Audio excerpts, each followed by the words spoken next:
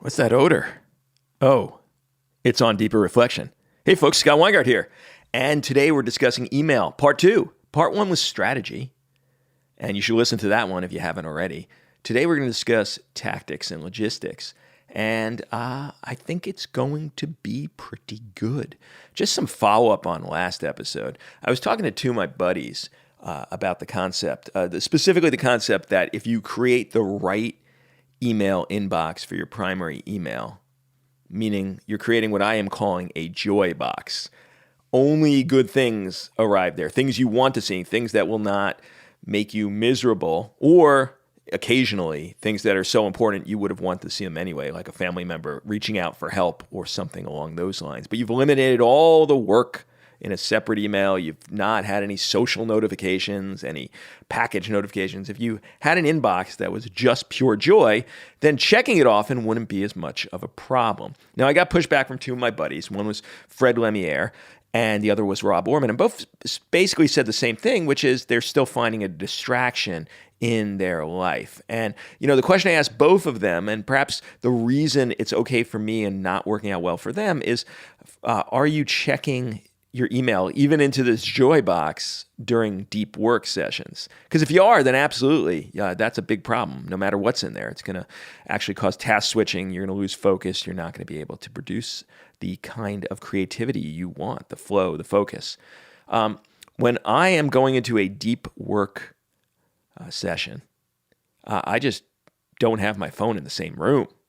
I just chuck it, or I put it on the charger that's on the credenza behind me. That's a pretentious word right there. On the table behind me, and I'm not checking email during deep work sessions. And if you're tempted to, then you either need to do something or just get your phone the hell out of there. I'm talking about the shallows, the times where you're not doing anything of true focus or importance. Either you're doing interstitial work or you're just chilling.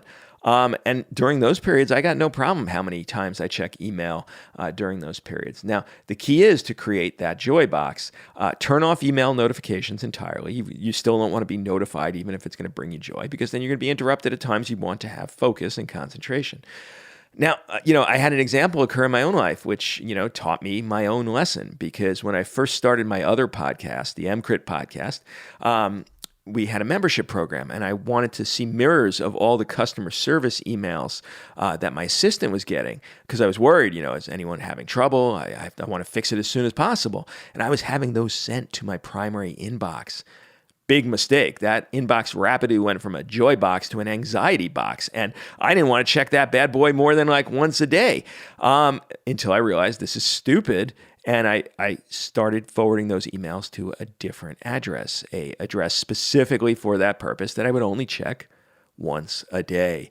So you absolutely can craft an email box that you could check 8, 10 times a day with no loss. In fact, potentially some gain, because each time you open the box, it's more good, more fun, and you're not interrupting any deep work sessions. So hopefully that clarifies what I was saying in the last episode. Okay, let's get into the really nitty-gritty tactical level for email. Now, I break up this stuff into receiving emails, processing emails, sending emails, and following up on emails. And we'll go through each of those 4 categories, and then we'll do a little bit of random stuff. All right, let's talk about receiving emails. Now, I mentioned this in the last episode, but it's really key, so it's worth mentioning again, is you want to have a one-touch policy on your emails. And this is what has been dubbed inbox zero, but that term I think is bad because it implies you have nothing in your inbox. But what the idea is that you've processed everything in your inbox on the first touch. So the idea is you already know what's happening with it. You've mentally processed it. It doesn't mean it's out of your inbox. It means if it's something you're going to do tomorrow morning, you already have the plan in effect in your head. Tomorrow morning when I see this email, I'm going to do X. That is not anxiety producing. You know exactly what you're going to do. Where the anxiety comes from with email in your inbox is when it hasn't been processed. And each time you look at it, you dread, what the frack am I going to do about the problem or idea or situation mentioned in this email? And that is a pain point. So you want none of those. So either you take it out and you put it into a task system, or you bring it back to your inbox. We'll talk about that in a second, though that's a dangerous, slippery slope to go down. Or you mentally process what the hell you want to do about it. Now, The other thing that will keep stuff out of your inbox is filtering. Now, you could just make a Joy box that's one address, and then everything else, or a multiplicity of different addresses could host all the other things in your life. And you should really, if you're working, have at least two, right? There's your primary inbox, and then you should have a work email. We talked about it in the last episode. Never mix your work email into your primary inbox, or there's no way it's going to maintain any semblance of joy. Now, if you want just one email address for your personal stuff, you could do that in most systems by just adding dots anywhere in the prior to the @ swooping, figure in your email address. So if your address is, as mine is, scott.weingart@gmail.com, that's one address. And Scott Weingart without the dot is actually a different address in Gmail's mind from the filtering perspective. And Weingart@gmail.com is another address too. So you could say, I'm going to put all of my journals in one of those addresses. I'm going to put all of my social crap in another one. And I'm going to put the Joy box in the one with no dots. And all of a sudden, if you learn filtering on Gmail or any of the other email systems out there, all of a sudden you could filter based on those as separate addresses, even though they're all coming to one place. Now, Gmail goes a step further and actually allows you to have multiple inboxes, and that's what I do. So I have one address, but my Joy box, my inbox, has been relentlessly filtered such that I never see anything, even though they're there in separate Gmail inboxes, unless I want to, unless I click those tabs. Now, you might not have the wherewithal and self-control to not click those tabs, so then you just want a separate email account for each of those things. But if you could control yourself, then having it all in one, technically one inbox that is actually, for me, 3 inboxes, but you could have up to 5, I believe, and by using filtering. And I'm not going to go into exactly how to filter. You could find countless YouTube videos on that. But once you learn how to set up filters, all of a sudden the work is done automatically. Now, I'll give you 2 super simple examples of how filtering helps declutter my life. 1, anytime I get an Amazon notification that something is shipped, it never goes into any of my inboxes. It is filtered and automatically forwarded to an iOS app I use called Deliveries. Now, Deliveries gives you a forwarding address, and it automatically parses that Amazon shipped email, and it actually stores, the package tracking number, which company it is, when it's expected to arrive, and I just open my Deliveries app, and boom, all of a sudden I know where all my packages are. I can know if one never arrived without those cluttering my email box. Another one I do is I filter all messages containing the word unsubscribe into the tab that I only check once a day. And that's where all of the social notifications go. That's where all the crap goes. I mean, that's essentially a junk email tab. So I have my Joy box. I have that tab where all the things go. And one of the filters I have there is anything with the word unsubscribe, which means it's not from a friend, a buddy, a family member, goes into that second tab. And the third tab for me is all of my journal table of contents notifications. And you know what I'm talking about if you're an academic. Okay, so that is the receiving side of filtering. Now, let's go a step further. This is, as someone who sends out mailings to people who have requested them, that's part of my life here. I'm going to beg you, when you're receiving and you get an email you don't like, but it's not actually spam, please don't hit spam on that email. That is not an effective way to get it out of your inbox. Just archive it or delete it unless it's actually spam. And what spam is not something you don't like. Spam is something that is an unsolicited advertisement. So if you get a mailing from Mcrit, my other podcast, and you have signed up for those, the way to unsubscribe is not to hit spam. Because yes, it will stop them from coming in your email box. It will also markedly damage my sending reputation and potentially screw over whoever you're doing that to. So just click the unsubscribe link. Okay. Now, in converse, if you actually are receiving spam, don't just archive or delete it. Actually hit spam, because that will tell Gmail, first of all, for you, you don't want those anymore. They'll all automatically go into your spam folder. But also, it will affect the Gmail environment or whatever email client you're in general. And therefore, potentially screw these people over from trying to extort your time and attention. All right, another filter, a mental filter instead of a email system filter that I always have in mind is your piss poor planning is not my emergency. Now, what do I mean by this? Sometimes I'll get frantic emails from people who have not done good planning, and they'll want something at the very last minute that will potentially eat away at my time with my family or what have you.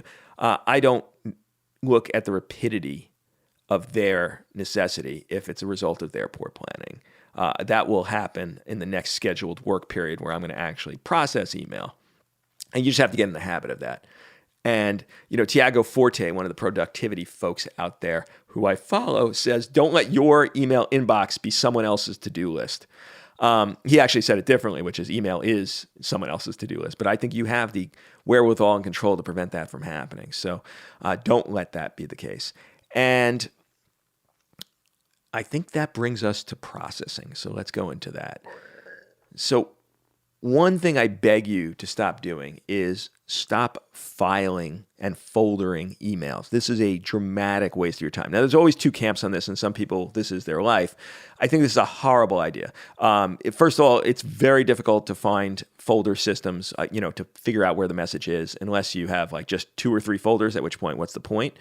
And what you could actually do is if you have an email that's relevant to a project that's going on, you actually, in almost every program I know of, you can link those emails. You just copy what's in the URL browser bar, and you can put that in your task manager. So if there's an email you really need related to a project, then just put that as a comment in one of your tasks in your to-do list. Or you could put in a calendar event if there's information in there you need for a timed event. The other thing you could do in almost every to-do system out there, especially the ones I recommend, which are Todoist, OmniFocus, or ClickUp, is you could actually set up a forwarding email such that you could forward that email to your task manager. It gives you a secret address to do that. And all of a sudden, a task is created automatically with no work on your part. And now you don't need that email anymore because all of the contents of that email becomes part of that task. And in many of them, it actually is a link to the original email as well placed there. So it's really the way to go. All right. Now, whenever you're processing, you need to decide, is this a task I want to actually do, or do I just want to get rid of this email because I'm never going to do it? And that brings up Future Homer. And, I did an entire episode on this. I'll port it over to On Deeper Reflection about Future Homer and Ikigai and the idea of, figuring out things that really make you happy when choosing whether you want to do something or not. But the idea of Future Homer is that we have a real cognitive blind spot in terms of how miserable what we choose to do today will actually be for the person that has to do it. So, someone invites you to a trip for Singapore and all you think about is, oh my God, that sounds amazing. All the food and they speak English and oh my God, I totally want to do that. And so you say yes, and then when the trip actually happens 6 months from now, you think about all of the fact that, I need to take all this time off from work, and I have to be away from my family, and, they can't come, and the future you didn't want to do that, even though it sounded amazing from the person 6 months prior. So you really have to put yourself in the shoes of, if this trip was coming up tomorrow, would I be feeling great about it? In which case, say yes. Or would I be saying, oh, now is not the time. I do not want to be doing this tomorrow. Then maybe 6 months from now will not be that different. All right. Now, a lot of email clients and a service that I actually use called Boomerang has what's called a snooze button. They'll call it various things, but that's essentially what it is. The email's there, and you're like, I don't want to see this now. I want to see this 4 days from now. And you can just snooze that email, and it reappears in your box 4 days from now. Now, that is brilliant if you've already processed in your mind what you want to do for that email, but you can't do it now. Now, you could just put it on your task manager, but if it reappears in your email box and you've already processed it, you're going to know exactly what needs to be done. And all of a sudden, it's going to appear at just the right time. You wake up that morning, boom, the email's there. That is a wonderful use of a snooze button. You've processed it. You know what to do. You hit snooze. It appears. You do it. Boom. Great. Now, what is not a good use of the snooze button is to avoid processing the email. If you keep snoozing the email, it's just going to keep appearing and making your life miserable. And chances are, if you keep snoozing it, the reason is you don't want to do the thing. So get out of it. Find a way to not do it. Or if you're stuck, if it's something, it's from your boss, you have no choice, then do it. Just do it. And if you don't want to do it right now, then just put it in your task manager and stop snoozing the friggin' emails that you haven't processed yet. All right, now, when I go on a trip, not a vacation, but like a business trip, or I'm out of the my office for a while and I want to process email, quickly. There's an app I use that is friggin' brilliant called Triage 2. There was Triage 1. It was good. The Triage 2 is even a better iteration. This is only iOS as far as I know, but you should check. Maybe there is Android. I have the iOS linked in the show notes. And what Triage 2 lets you do is just essentially two things. It shows you a snippet of the email, like the first paragraph, the subject line, who it's from. And if you swipe left, it archives it. If you swipe right, it saves it in your inbox. So all of a sudden, you could process like 30 emails. You just keep swiping. 28 of them are gone because you realize you never need to see this again. And then 2 of them remain. So then when you go back to your inbox the next day, you only have 2 instead of 30. And it was downtime. You're on, you're waiting at the doctor's office, for instance, and, you're not doing something fun like listen to a podcast. Sometimes I'll just knock through that. And when I'm on these trips, I don't want to come home to 200 emails. Or 2,000 in the old days. It doesn't happen anymore. I've stopped that. But I don't want to come home to 200 emails. So click, done. And like literally, you could plow through 200 emails in like 2 minutes. Because most of the emails, it's just like, yep, got it. You never need to see them again. And you can click the actual snippet and it will open up the full email. You can't reply, which is good because it keeps you from having to do that stuff. But you can see the full email and decide, is it recycle bin? It archives it, or is it keep it? Brilliant app. All right, that's processing. Let's talk about sending. Now, the first thing I say about sending emails is this really the right mode of communication? Now, I have a 2x2 table in the show notes that you should check out. And what that is on the vertical, it's asynchronous and synchronous. Now, asynchronous means it could happen anytime. Synchronous means I really need an answer right now. And then on the horizontal, it's important and not important. So let's talk about each box. So if it's asynchronous and important, then the 2 choices are either email or snail mail, because it gives you the time to actually use the written word in full form, and that's the best way to communicate because A, it allows you to think carefully through everything you want to say in a way that is the best possible presentation of it. And but it's not going to happen right away. I mean, especially with the people listening to this podcast, you might not check email more than once every 2 days or so. So it's not going to happen synchronously, and that's fine. That's why it's in that box. So mail or snail mail. God, people love receiving letters. So if you had something really, really important and meaningful, actually go into writing a letter or even typing a letter and sending it in a nice envelope, wow, really shows care. All right, how about synchronous and important? Well, that's a phone call. Right? Synchronous and important. That's a phone call. That's what you should be doing. Now, where do texts go? Texts are when they're synchronous, but not important. Synchronous, but not important, right? That's when text should be used. Now, my significant other, she will send me all the time ultra important things by text. Well, text is not good for that because the boxes don't stay intact. There's an excellent chance you're going to mix that text. And also the brevity makes it less likely that the important thing is going to be conveyed well. So I beg her not to. She doesn't listen. She is anti every productivity tip I will give you is what my significant other will follow. But that, in my mind, is the purpose of text, is synchronous, but not important. If it's important and it's synchronous, call me, please. If it's important and asynchronous, email me, please. All right, and then the asynchronous and not important, well, who cares? Do whatever the hell you want. Consider not even sending it. But if it's just for funsies, then do whatever you want. Email, text. People love texts that are not important and asynchronous. For me personally, I'd rather not get them, but I don't care. If it's not important, send it however you damn well please. There you go. Okay, what else about sending? When you're actually composing the email, make a good subject line. For F's sake, make a good subject line. It is absolutely key to have a good subject line so people could actually figure out what the email is about and decide whether they're going to open it or not. Many people are not doing what I'm doing and processing all emails in one shot. And so if your subject line sucks, you're not going to get read. And if you could actually put what the hell you want in that subject line, it really helps. Now, along the same lines is a concept in the military called bluff. Bluff it. Bluff it now. Stop with the crap. Bluff. Bluff is bottom line up front. Give the bottom line in the first paragraph of the email and then contextualize. That allows people to start getting in their mind what they should be preparing themselves as they read this whole long email. And they might not have to read the email at all if you actually have the bluff up front. So bluff up front. First paragraph, what the hell you want in brief synopsis form before you go into the entire email. All right.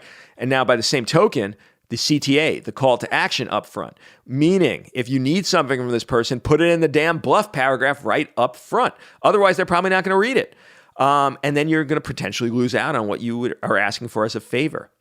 All right. Next step in composing an email, lose the steps of back and forth whenever possible. Cal Newport, in his brilliant book, Deep Work, a book I think is better about email issues than his email book, which came out later and I found to be not that great, is to eliminate whenever possible, to put the mental effort into how do I eliminate the back and forth while I'm composing this email? Meaning you don't say to someone, hey, what do you think about us meeting up to talk about this? Because then they have to say, yeah, sure. And then you have to write back, okay, how about next Wednesday? And they're like, oh no, can't do next Wednesday. And then, so this could be like a 9 or 10 email chain to get to where you could have been if you just said, hey, I'd really love to meet up with you. If you're amenable, one of these 3 dates could possibly work. Which of them might? And you just give them 3 dates and times. Now they might say, oh, none of those work. How about X? Because now you've encouraged them. They now understand how email works, that they should then give you a counter date. But if you just go through this ridiculousness of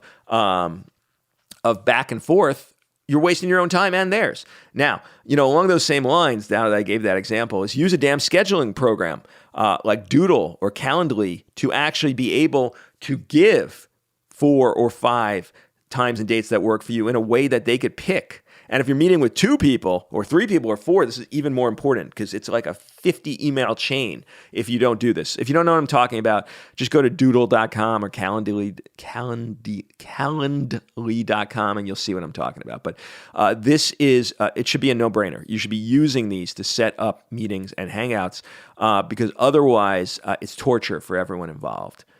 Okay, now, there is the capability in every email program out there to use autofill and templates, which means you could set up, if you're sending the same email time after time, then you can actually create a template so that you don't ever have to type all that stuff. And then you only have to type the things that are slightly different for those emails. Now, again, there's multiple YouTube videos you could see about email templating, but just the idea of being able to replicate emails is game-changing. Now, autofill for both the PC and Mac, there's apps like Text Expander on the Mac or Phrase Express on Windows, allows you to, for instance, I have one for my home address. I type a semicolon, which is my delimiter for all of these autofill things, and then I just type ADDR, and all of a sudden my home address is there, my phone number, all of these things that I'd have to type 100 times a day. All of a sudden, I only type 4 characters and they just appear.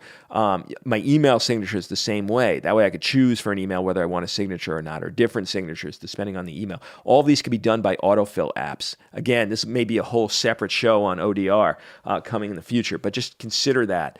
And if it could help you, then just search up a YouTube video on those, either Text Expander or Phrase Express.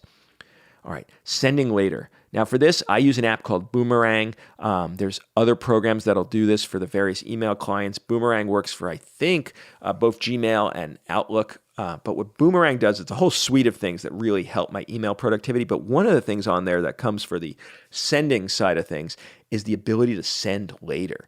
Now, this is game-changing. All of a sudden, I could compose an email now, and instead of sending it to someone at 2 o'clock in the morning and looking like a lunatic, I could actually have it send at 10 o'clock in the morning. Or if I want to pace out the email conversation, I don't want to have the rapid-fire responses because that just gets them to respond rapidly too. I could say send later 2 days from now. Or if it's not relevant yet, I could actually send it later, whenever, 4 days from now. So the ability to compose now but send later, also a game-changing move in email. Okay, when you're sending, consider using emojis or emoticons because tone is really hard to convey in the written word. And people get really offended at things that you thought were completely innocuous. Emojis or emoticons are some of the best forms of communication that have been created. They're not just for Gen Z.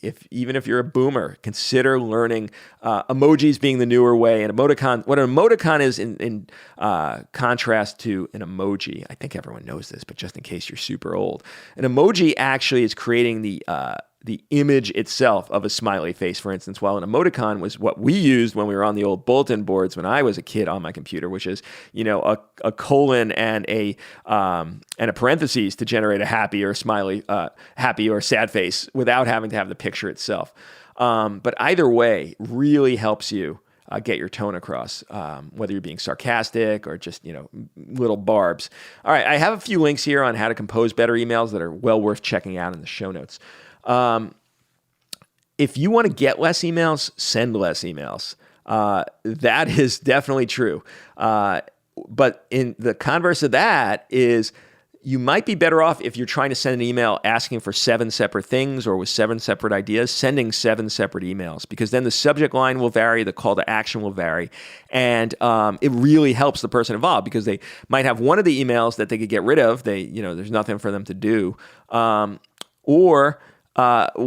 if you sent it as one big one, each time they open that email there's 7 things in there and only one has an action call, they have to read all 7 of them. They're going to start hating you. So that's a great way to go. And it also feeds into the next idea, which is shorter emails are better emails. Try really hard to prune the verbiage in your email. If you're writing to someone who's getting 200 emails a day and they open it up and it's one paragraph, the chances of them reading that are dramatically higher than 3-page emails. All right, we already mentioned bluff, but part of that bluff idea that you could also use is TLDR. And TLDR is too long, didn't read. And you could put on the top of your email TLDR, very similar to bluff, and just put one sentence encompassing what the email is about. And then they could decide based on that whether to read it or not. All right, next up, write email like you speak. Written long-form letters you send in a mail should be in the kind of verbiage you learned in elementary school. But emails, at least in my personal opinion, work much better if they're colloquial. So really writing email like you speak will give a real jump up on the readability for it. You could write in the subject line, NRN, if you're with tech people in the know, more likely they won't understand what that stands for. So what you could put in the subject line or somewhere in the email, but I really like it in subject line, no reply necessary. And then a hyphen or a colon and the actual subject. And that tells people they don't need to say thanks, because those thanks emails build up and they're also a pain in the butt. I don't need it. So no reply necessary in the subject line, huge win. All right. If it's important, don't put the sender in the to spot until you're actually ready to send. This is game changing. If you're writing to your boss with a big request, you don't want that to go out before you've edited it down to like 7 iterations. Don't put their address in the to. Leave the to blank. Do your email, compose it, and then when you're sure at the last minute, the last thing you should do, put their email address in the to field. That will save your ass from inadvertently sending things that are not good, especially if you're angry and you still decide you want to compose an email to anyone. The win is to compose it, don't put the to address in there, and then sleep on it. And then if you still want to send it the next day, then you could add the to address. Now, a slightly more timely way to save your ass is in many of the email programs, Gmail being the one I know best, you could actually undo the send. And it's a variable time that you put in the settings for that function. And I think I have it as like 2 minutes. Now that means that my emails are going to be delayed. Or maybe I think I went to 60 seconds, which means my emails will be delayed by 60 seconds, which for me is well worth it because I could undo the send within those 60 seconds. There's a little link that appears in the lower left saying, do you want to undo send? And if I undo, it never got sent. It was held in Gmail's servers for those 60 seconds. That will save your butt. I can't tell you how many times that saved my butt. All right. To save pain for other people, do not put people in the carbon copy field unless you need to. Unless they really need to be there, don't put them there. They don't need this extra email. Now, along the same lines, please, for the love of all that is holy, do not reply to all unless it is absolutely pertinent to all. And in fact, you should go into the settings of your email client and change the default from reply all to reply to the sender. That's available in every email client out there, and it will just save misery. I mean, on hospital email lists, the countless times where people are opting into something completely for themselves from a mass email that goes to me and everyone else in the entire hospital, Not to mention the environmental impact of that, but just the sheer pain in the ass of having to delete those emails makes me want to kill someone. I mean, not literally, but close. So don't reply to all and take it off default. And here's the passive aggressive manager move. If you're sending a message to the staff, but you don't want to reply to all about them, complaining, that's then going to get seen by everyone, then put the email, send it to yourself in the to address, and then put the actual staff mass mailing address in the blind CC column, the blind CC box. And what that will do is then they'll have no choice. There is no reply all available to them. They will only be able to reply to you and not to the mass mailing email address, which will really cut down on the horrible people that just send stupid ass emails that should never be sent to mass mailing. And it'll just come to me and then I could deal with it accordingly. All right. Prune forwards and replies. Now, what do I mean by this? If you're forwarding an email that is a chain of like 300 replies, have some kindness to the person you're forwarding it to and just cut down to just what they need to see as the new person in the forward chain. And if you realize you've gone back and forth with someone through like 30 iterations of the email back and forth, it's worthwhile to just take a second and delete everything except the most recent email that's not relevant, because they get really annoying. So I prune when pertinent the forwards and replies. Okay, and this is a power move. When the subject of an email chain changes, change the subject. When you send a new reply to someone, you have the ability, and you have to go and click an extra link, but you have the ability to edit the subject line. And if you do that, it will really help them out to know this is a different thing that still requires the email chain that was already there. Otherwise, you should just send a new email. But something's changed in the purpose of seeing that email chain now. Change the subject. All right, we're running along, so I'm going to power through the last few parts. Following up, loop closure is the most damaging thing about email because it provokes anxiety, or it provokes losing things you need to track. Now, in the old days, I would have to add to my task manager in the waiting section that I'm expecting a response to a really important email. That was torture. That just adds extra steps. Now, for me, my Boomerang app that I had mentioned earlier, linked in the show notes, actually allows me, for any message I like, to say, if this message is not responded to in X amount of time, and you choose what X is in a little drop-down menu, if there's no reply within X amount of time, like no reply within 2 days, bring it back into my inbox. Holy crap. Game changer. My email-induced anxiety disappears. Anything important, I know. I don't have to worry about tracking whether or not this person actually responded. And that could get lost. You could be a month later, you realize, oh shit, they never responded. Well, that anxiety disappears, and yet I don't need to add it to my task manager. Now, you could even bring it back automatically, like we had mentioned earlier, regardless of whether there's a reply or not, if you just want that email back in your box. All right, random stuff mentioned. Learn to search your email. This is what keeps you from having to file folder your emails. So there's real power search moves that are very quick to learn that will allow you to find any email you like with no problem whatsoever, and therefore you don't need folders anymore. All right, newsletters. This has been a game changer for me. I love email newsletters, but they were taking up a lot of my email processing time when what they actually are is pleasure reading. For me, that's the only kind of email newsletters. But they were making my email sessions, 30 minutes when an email session should be 5 minutes. Aside from your Joybox, take as much time there as you want. So what I realized is they shouldn't be there. And so for my particular news reading service, an idea called RSS, I'll do a show on it, I promise. But if you know what I'm talking about already, then the good ones actually allow you to subscribe to email newsletters in the RSS feed app, in your feed reader app. Mine actually generates a separate email address for each newsletter and then appears as if it was an RSS feed. Game changing. Holy crap. Now all of a sudden I'm doing this while I'm sitting on the couch as pleasure reading time and not in my email processing time. Now, if you have questions about this, just put it in the comments. I'll explain further what you actually need to do.